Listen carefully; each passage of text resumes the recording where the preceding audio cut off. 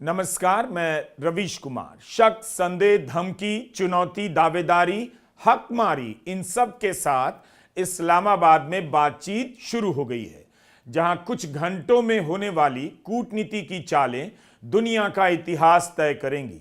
Fail हो गई तब भी, सफल हो गई तब भी।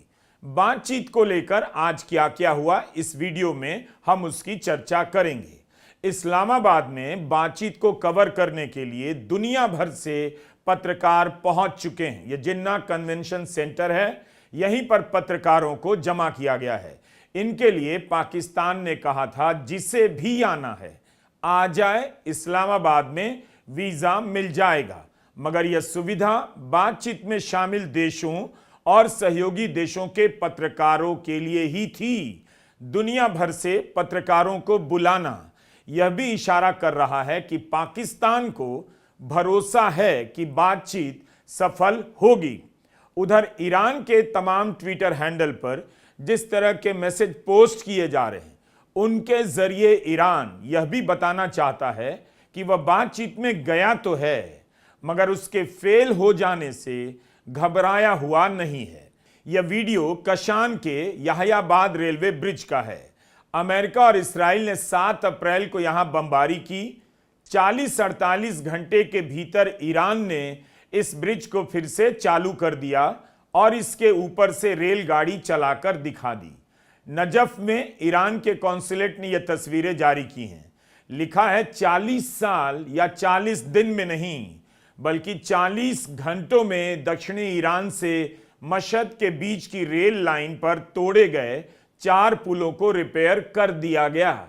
ईरान के यह दावे उसके आत्मविश्वास के बारे में बता रहे हैं और इशारा कर रहे हैं कि ईरान अभी भी लंबे समय तक जंग लड़ने के लिए तैयार है। इस मैसेजिंग के साथ साथ ईरान बातचीत की सफलता के लिए दुआ भी कर रहा है। जिम्बाब्वे और पाकिस्तान में ईरान के दूतावास ने ट्वीट किया कि हमारी टीम इस्लामाबाद पहुंच गई है, दुआ करते हैं कि इस बार अमेरिका बातचीत को नाकाम करने की कोशिश नहीं करेगा, बातचीत में निष्ठा रखेगा। पाकिस्तान में ईरान के राजदूत ने कहा, देखना होगा कि अमेरिका इस बातचीत का कितना सम्मान करता है। ईरान ने बातचीत के लिए पाकिस्तान का शुक्रिया अदा किया है और इस्लामाबाद की यह तस्वीर पोस्ट करते हुए कहा है, इस खूबसूरत इस्लामाबाद में जीत पक्की करने का समय आ गया है। मतलब चाहता ईरान भी है कि बातचीत सफल हो जाए। रॉयटर्स के पत्रकार इद्रिस अली ने सूत्रों के हवाले से रिपोर्ट किया है कि वांस विटकॉफ कुशनर ने मुनीर के साथ कालीबाफ और अराकची से आमने सामने बैठकर बातचीत कर ली है। इससे पहले पाकिस्तान के प्रधानमंत्री शहबाज शरीफ और अमेरिका के उपराष्ट्रपति जेडी वांस की बैठक के साथ इसकी शुरुआत हुई। जेरेड कुशनर, विटकॉफ भी इस बैठक में शामिल हुए। पाकिस्तान ने उम्मीद जताई थी कि इस बातचीत से इलाके में शांति आएगी। ईरान के प्रतिनिधिमंडल ने भी पाकिस्तान के प्रधानमंत्री शरीफ से अलग से मुलाकात की। इनमें शामिल लोगों के बारे में हमने 11 अप्रैल के अपने पहले वीडियो में विस्तार से बताया है। चूंकि पाकिस्तान मीडिएटर है, इसलिए बातचीत का ढांचा इसी तरह होना भी था। इसके बाद एक ही होटल में ठहरे दोनों देशों के प्रतिनिधि अलग अलग मुद्दों पर बातें करेंगे। रूस ने कहा है, हम पाकिस्तान में होने वाली बातचीत में शामिल सभी पक्षों से अपील करते हैं कि वह जिम्मेदारी से पेश आएं और ऐसा कोई कदम ना उठाएं जो बातचीत बिगाड़ दे। बातचीत शुरू होने के कुछ घंटों के बाद रॉयटर्स ने रिपोर्ट किया कि अमेरिका इस बात पर राजी हो सकता है कि ईरान का जो पैसा प्रतिबंधों में बंद है उसे रिलीज किया जाए। मगर इसकी ठीक उल्टी जानकारी अल जजीरा में आई कि अमेरिका ने ऐसी कोई रजामंदी नहीं दी। समझौता होगा या नहीं होगा, होगा तो किसकी शर्तों पर होगा। यह समझौता केवल युद्ध नहीं रुकवाएगा, बल्कि खाड़ी के देशों का राजनीतिक भूगोल भी बदल देगा। ईरान की हैसियत तय करेगा, इस्राइल को उसकी जगह बताएगा। ईरान जिस तरह से पोस्टर, वीडियो जारी कर रहा है, लग रहा है कि इस बात को लेकर आश्वस्त है, अब जो भी होगा देखा जाएगा और वह अपनी शर्तों से बहुत पीछे नहीं हटने वाला। बार बार ईरान मिनाब की बच्चियों की तस्वीरें जारी कर रहा है। मिनाब की बच्चियों के कितने वीडियो बनाए गए हैं, अलग अलग देशों में अपने दूतावासों से उसने जारी किया है। आप यहां नोट कर सकते हैं कि ईरान अपने सुप्रीम लीडर अली खामेनेई की शहादत को बार बार सामने नहीं ला रहा, उनकी शहादत को भुना नहीं रहा। ईरान बार बार बदला लेने की बातें करता है तो इसका ध्यान रखता है कि उसके लीडर ज्यादा नजर ना आए, ऐसा ना लगे कि ईरान अपने लीडर की हत्या का बदला लेना चाहता है। मिनाब की बच्चियों के वीडियो के जरिए ईरान इस लड़ाई को जनता से जोड़कर रखना चाहता है, इसलिए डेलीगेशन का नाम भी खामेनेई के नाम पर नहीं है, मिनाब 168 रखा गया है। जिस दिन ईरान से डेलीगेशन रवाना हुआ उसी दिन तेहरान में खामेनेई के 40वें पर तेहरान में जनता सड़कों पर आई। बार बार जनता का सड़कों पर आना और ईरान को उन्हें अपनी ताकत के रूप में दिखाना बता रहा है कि इस्लामाबाद की बातचीत से वह ऐसा कुछ भी लेकर लौटना नहीं चाहता जिससे वह अपनी जनता से नजर ना मिला सके। ईरान को विनर कप चाहिए, मतलब ईरान इस तरह का समझौता नहीं करेगा जिसमें वह हारा हुआ लगे। और आप ऐसे भी कह सकते हैं कि जो भी समझौता होगा उसे ईरान की जनता की नजर में भी मान्य होना होगा। होर्मुज पर ईरान अपनी दावेदारी कर चुका है। खबरें चल रही हैं कि ईरान यहां से गुजरने वाले जहाजों से टोल वसूलने लगा है और आगे भी वसूलना चाहता है। इसका बंटवारा वह ओमान के साथ करने के लिए तैयार है। जापान में ईरान के दूतावास ने लिखा है कि straight of Hormuz international water का हिस्सा नहीं है, यह ईरान और ओमान के समंदर का हिस्सा है, खुला समंदर नहीं है, हाई सीज नहीं है, किसी आर्थिक क्षेत्र का हिस्सा नहीं। इसलिए जो भी जहाज यहां से गुजरता है वह ईरान या ओमान के हिस्से वाले पानी से होकर जाता है। इंटरनेशनल कानून के अनुसार अगर किसी भी जल क्षेत्र पर दो देशों का अधिकार है तो उनका सम्मान किया जाना चाहिए।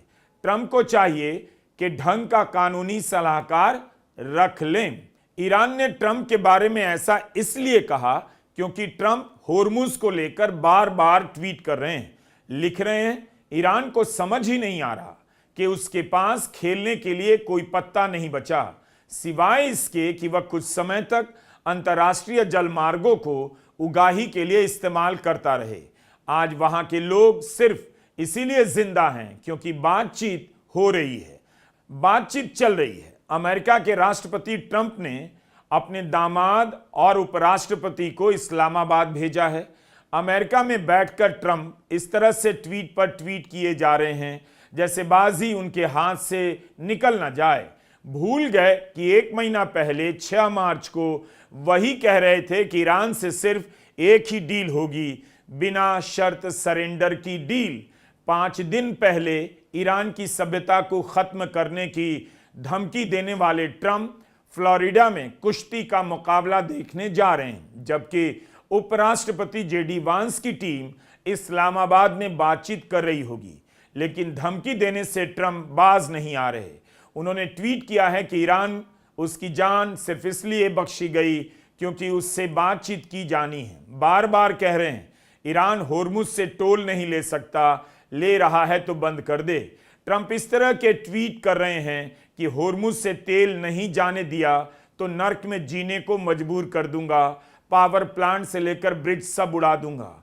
कभी 2 दिन की डेडलाइन तो कभी 10 दिन की। इतने बेचैन हो गए कि गालियां देने पर उतर आए। कभी ईरान से कहते हैं रास्ता खोल दो, कभी कहते हैं थोड़ा सा टाइम मिले तो हम खोल देंगे, कभी कहने लगे आयतुल्ला और मैं मिलकर होर्मुज कंट्रोल करेंगे। तो एक बार स्ट्रेट ऑफ होर्मुज को स्ट्रेट ऑफ ट्रंप तक कह दिया था। But they have to open it up. They have to open up the Strait of Trump. I mean, Hormuz. Excuse me for this.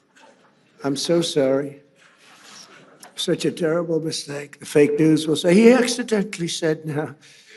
There's no accidents with me, not too many. If there were, we'd have a major story. America और Israel ने Iran के 12,000 से अधिक ठिकानों पर बम गिराए हैं, 700 से अधिक स्कूलों पर बम गिराए हैं। लेकिन होर्मुज और अपनी मिसाइलों के कारण ईरान अपनी शर्तों पर अमेरिका से बात कर रहा है। इसलिए होर्मुज ईरान के लिए बहुत महत्वपूर्ण है। ईरान ने होर्मुज पर कंट्रोल के जरिए इस युद्ध के नुकसान को दुनिया भर के घरों में पहुंचा दिया। खाड़ी के देशों में हमला होता था पहले, तब दुनिया इस तरह से प्रभावित नहीं होती थी, मगर होर्मुज बंद कर ईरान ने कहीं गैस की किल्लत पैदा कर दी, कहीं तेल की। खाड़ी के देशों पर हमला कर उनकी अर्थव्यवस्था को ठप कर दिया। ईरान होर्मुज से टोल वसूलने लगा है, होर्मुज पर उसका नियंत्रण माना जाने लगा है। इसकी संभावना कम लगती है कि किसी भी सूरत में वह होर्मुज पर दावा छोड़कर लौटेगा। ईरान को पता है अगर होर्मुज पर उसका कंट्रोल नहीं होता, अमेरिका, इस्राइल मिलकर उसे बर्बाद कर देते और दुनिया के बाकी देश उफ तक नहीं करते। इस वक्त इस धरती पर चीन और रूस से कहीं ज्यादा ईरान की मदद होर्मुज ने की है। ईरान की सेना ने होर्मुज का यह नक्शा जारी किया है। कई लोग दुनिया के नक्शे पर होर्मुज के रास्ते को लेकर विश्लेषण पर विश्लेषण किए जा रहे हैं। इसे देखकर आपको अफसोस होगा कि स्कूल में जब भूगोल के टीचर ने नक्शा देखना सिखाया तब आपने बहुत ध्यान नहीं दिया, या फिर स्कूल के बाद कभी नक्शा ही नहीं देखा। गूगल मैप से नक्शे की समझ नहीं बनती है, उससे आप मोहल्ले का नाम तक भूल जाते हैं। मगर इस वक्त बड़े बड़े विशेषज्ञ इस तरह के नक्शे को लेकर चाइना पेंसिल से समझा रहे हैं।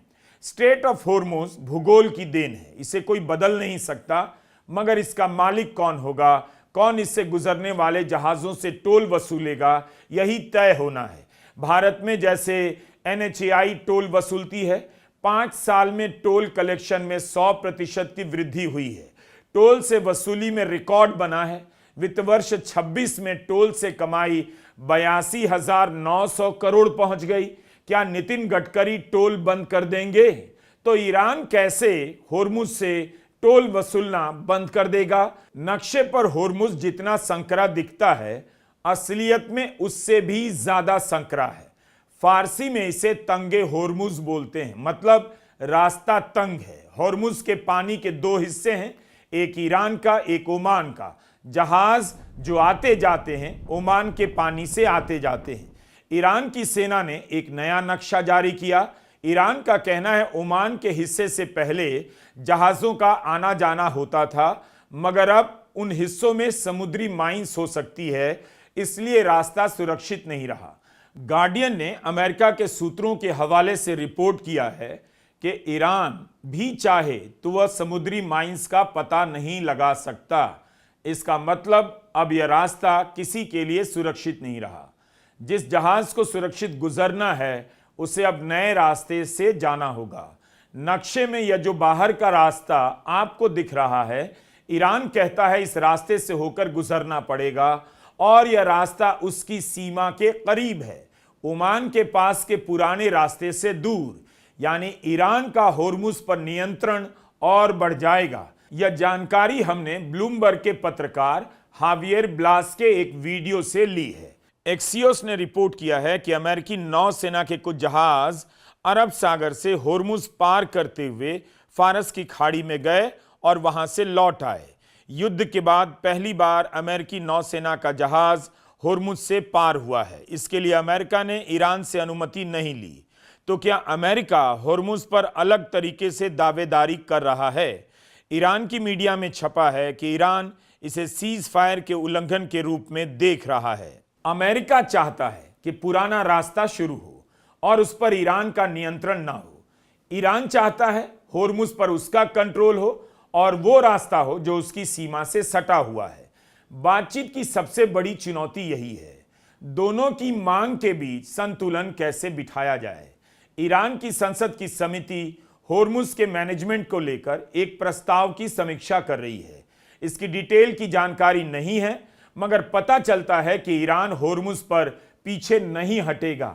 राष्ट्रीय सुरक्षा समिति के अध्यक्ष इब्राहिम अजीजी ने कहा है कि होर्मुज में हालात युद्ध के पहले जैसे अब नहीं होंगे। ईरान इस उम्मीद में है कि IRGC के कंट्रोल में होर्मुज आ जाएगा, लेकिन अमेरिका ऐसा कभी नहीं चाहेगा। ईरान के सुप्रीम लीडर मुज्तबा खामेनेई ने भी कहा है कि होर्मुज का कंट्रोल पहले जैसा नहीं होगा। होर्मुज पहले जैसा नहीं होगा तो नया कैसा होगा, किसका होगा, यह आने वाले दिनों में साफ होगा। बातचीत असफल भी होगी तब भी होर्मुज को लेकर जो शर्तें दोनों तरफ से रखी जाएंगी उसी से साफ होगा आने वाले दिनों में होर्मुज का मुद्दा कैसे आकार लेगा और जंग का स्वरूप कैसा होगा। पब्लिक स्पेस में ईरान और अमेरिका के जो बयान हैं उनसे यही लगता है कि अमेरिका होर्मुज पर अपनी दावेदारी आसानी से नहीं छोड़ेगा। मगर ट्रंप के कुछ बयानों को भी याद रखिए। उन्होंने कई बार कहा होर्मुज से अमेरिका का कोई लेना देना नहीं, जो देश यहां से जहाज ले जाते हैं वो अपना समझ लें, मगर यह मामला अकेले अमेरिका का नहीं, खाड़ी के देशों का भी है जिनके लिए रास्ता पहले फ्री था, अब उन्हें ईरान से इजाजत लेनी पड़ेगी, मुसीबत हो जाएगी। तो वे भी चाहेंगे कि अमेरिका होर्मुज में किसी ना किसी तरह से बना रहे। ईरान के लिए होर्मुज सबसे बड़ा हथियार है, इसी के कारण वह अमेरिका को दबाव में लाया है। ईरान के साथ पहले की सारी बातचीत केवल न्यूक्लियर डील के आसपास रही है, यानी एजेंडा सीमित रहा है, लेकिन इस बार की बातचीत के कई आयाम हैं। ईरान अगर होर्मुज पर अपनी दावेदारी मनवा लेता है तो उसके लिए बहुत बड़ी कामयाबी होगी और अमेरिका के लिए हार। इस पैसे से वह अपने आर्थिक संकट को मैनेज कर पाएगा, खाड़ी के देशों का नया बॉस भी बन जाएगा। इसलिए देखना होगा होर्मुज को लेकर ईरान का दावा स्वीकार होता है या नहीं।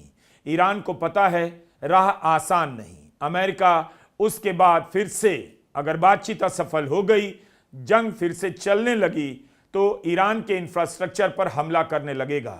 इसराइल ने लेबनान में 10 मिनट के भीतर भयंकर बमबारी कर इसकी तरफ इशारा भी कर दिया है। उधर बहुत तेजी से ईरान अपने इंफ्रास्ट्रक्चर का ग्लोबल लेवल पर प्रोपेगेंडा करने लगा है। इस तरह के वीडियो दिखाकर ईरान अमेरिका के विदेश सचिव मार्को रूबियो को जवाब दे रहा है। अगर ईरान ने अरबों डॉलर हथियारों पर खर्च किया होता तो इस तरह का बुनियादी ढांचा खड़ा नहीं कर पाता। एक तरह से बता रहा है ईरान ने महंगे हथियार नहीं बनाए, उनकी जगह इस तरह के खूबसूरत मेट्रो स्टेशन बनाए हैं। तेहरान के मेट्रो स्टेशन का नाम होली मैरी मेट्रो स्टेशन है, ईसा मसीह की मां वर्जिन मैरी के सम्मान में रखा गया है। ईरान इस पर जोर दे रहा है कि इस मेट्रो स्टेशन की डिजाइन चर्च के आर्किटेक्चर के आधार पर है। जहां यह मेट्रो स्टेशन है उसके आसपास ईसाई समुदाय के लोग रहते हैं। इसके जरिए ईरान दिखा रहा है वह एक मजहब का देश नहीं, उसके देश में सभी मजहबों का सम्मान होता है। वह यहूदियों के पूजा स्थल सिनेगॉग का भी सम्मान करता है, वहां गुरुद्वारा भी है, चर्च भी है। इस युद्ध के कारण सबका ध्यान ईरान पर है। इस बहाने ईरान दुनिया को बता रहा है वह क्या है। इसराइल इस तरह से नहीं कर रहा, क्यों चुप है? क्या उसके पास बताने के लिए कुछ भी नहीं? ईरान अगर प्रोपेगेंडा कर रहा है तो उसका काउंटर करने के लिए अमेरिका और इसराइल क्यों कुछ नहीं कर पा रहे हैं? अगर ध्यान से देखेंगे कि पश्चिमी मीडिया ने मुस्लिम देशों को लेकर कई वर्षों तक, दशकों तक जो प्रोपेगेंडा किया, ईरान उन सभी प्रोपेगेंडा का अपनी तरह से काउंटर कर रहा है। वो अपनी आधुनिकता दिखा रहा है, अपने सिस्टम को दिखा रहा है, अपनी सभ्यता की बात कर रहा है। इन सब के जरिए ईरान जता रहा है उसकी सभ्यता को मिटा देना आसान नहीं। अगर जो मिटाना चाहते हैं तो उन्हें पता होना चाहिए क्या मिटा रहे हैं। यह सभ्यता केवल ईरान की नहीं, दुनिया के ज्ञान की विरासत है। इस सभ्यता से भारत के ही नहीं, दुनिया के कई देशों के तार जुड़े हुए हैं। बातचीत के बीच अमेरिका के खुफिया विभाग के हवाले से कुछ खबरें आईं। ब्लूमबर्ग ने रिपोर्ट किया कि इस बात के संकेत हैं कि कुछ ही हफ्तों में चीन ईरान को एयर डिफेंस सिस्टम देने वाला है। इसमें कंधे से लॉन्च किए जाने वाले और जमीन से लॉन्च किए जाने वाले मिसाइलें शामिल होंगे। इस बीच आयरलैंड और स्पेन ने फिलिस्तीन को अलग देश के रूप में मान्यता दे दी है। स्पेन को लेकर अमेरिका और इसराइल बयानबाजी करने लगे हैं। स्पेन से संबंध तोड़ने की बात हो रही है। तमाम बहसों में ईरान अभी सबसे आगे बताया जा रहा है, उसे कोई भी कमजोर नहीं बता रहा। बातचीत की खबरों को संभल संभल कर देखना है। ऑपरेशन सिंदूर के समय गोदी मीडिया ने भारत की सेना को इस्लामाबाद तक पहुंचा दिया था। पूरी दुनिया में लोग हंसने लगे। गोदी मीडिया ने पत्रकारिता के सारे उसूलों को बर्बाद कर दिया। उसे देखने का मतलब है अपनी समझ को, खुद को बर्बाद करना। गोदी मीडिया से दूर रहिए, हमारा वीडियो देखते रहिए। नमस्कार, मैं रवीश कुमार।